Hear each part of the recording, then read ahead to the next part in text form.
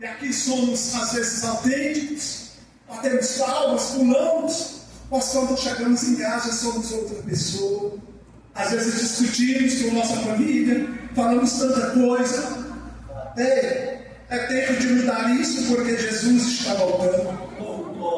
E você precisa estar pronto para o arrebatamento. É tempo de você mudar os seus costumes. É tempo de você mudar a maneira de você agir e de viver. Agora você vai entender por que eu estou falando isso. Você que às vezes pratica algo que não agrada o Senhor. Sim, aquele vídeo que você às vezes vê no TikTok que ninguém sabe, só você vê. E não agrada o Espírito Santo. Deus está mandando você parar com isso. Sabe, irmãos? Aquela mensagem, aquela foto que você tira e manda para alguém, Deus está mandando você parar com isso. Se você tem traído, é tempo de você parar com isso. Moça e rapaz, se você tem comigo na casa da sua namorada, é tempo de você parar com isso.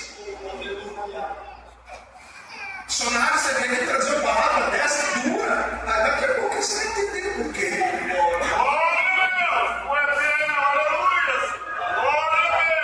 Irmãos, você que tem como experiência com Deus, tudo certo.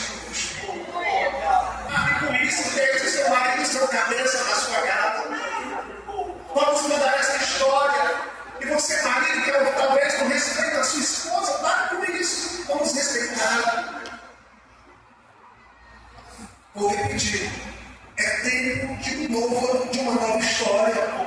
É tempo de um novo tempo. É isso, irmãos. Nós precisamos de voltar, como foi cantado através desse grupo aqui. Ó Deus, aviva a tua igreja de novo. Voltarmos a ver criança profetizando. Voltar a ver mulheres cheias de Deus, homens cheios de Deus. Voltar a ver homens, obreiros, toda a igreja cheia da presença do Espírito Santo. E agora você vai entender.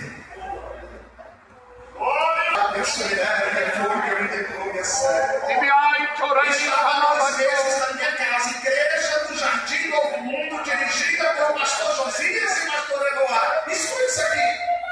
Eu estava na minha casa 2 meses atrás, aproximadamente.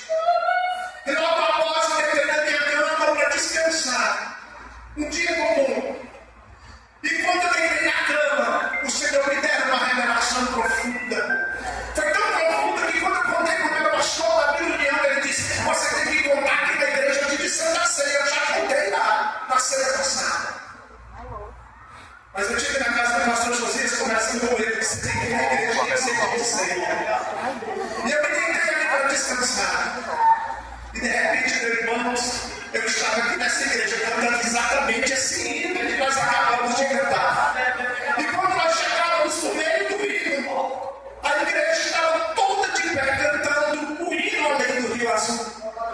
E eu olhava para a igreja, irmãos, e por um momento tão rápido, as vestes de mais ou menos 50% da igreja era toda trocada. Ficava de branco com aquelas roupas que a gente prepara para batizar os irmãos. Ficava mais ou menos 50% a 60% todos de branco. E os que ficavam de branco eram arrebatados. E todos de branco subiam para o céu. E quando nós chegávamos no céu, irmãos, era uma atmosfera que não tem como explicar como é o céu. O ambiente, o lugar, a beleza, como estaria, não sei como que é. O português é difícil para explicar, irmãos. Eu me lembrava da igreja do Jardim Novo Mundo. E lá no céu, irmãos, uma coisa interessante. Eu olhava para a parte da igreja que tinha subido, o pastor Josias, todos tinham corpo transparente. Eu olhava para eles, não tinha parede, não tinha nada, eu via do outro lado os corpos. Todo mundo em pé, rolando na maior alegria.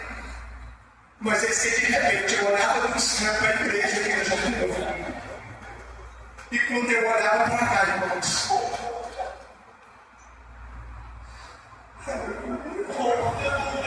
quantos que não sabiam? Quem falava show, porém falava assim. Irmãos, era mais, aproximadamente 50% da igreja não foi arrebatada.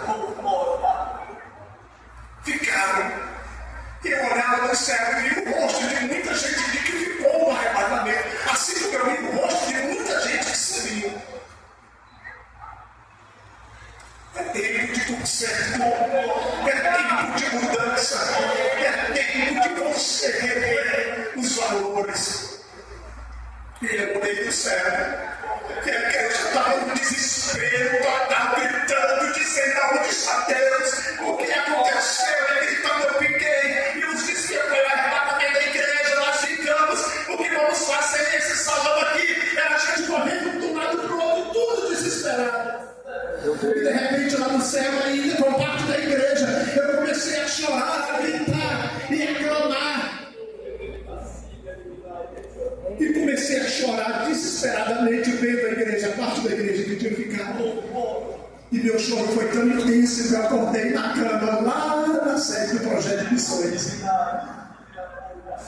E quando eu acordei, eu não conseguia levantar, eu não conseguia andar, eu tentava ir no banheiro, eu não conseguia, porque a carne estava morta, só meu espírito que estava jubilante na presença do Senhor Jesus. Eu chamei os irmãos e contei a revelação. E eu fiquei às 3 da tarde, até 6 horas, sem conseguir levantar da minha cama. Eu tive uma experiência de arrebatamento naquele dia. E hoje eu estou tirando do meus ombros a responsabilidade daquilo que eu devia falar. Eu estou falando para vocês, igreja, que o desespero era muito grande. Reflita sobre isso. Depois das 6 da tarde, eu fui voltando ao normal, tudo foi voltando ao normal, e eu consegui levar minha vida normal, depois dessa experiência com Deus.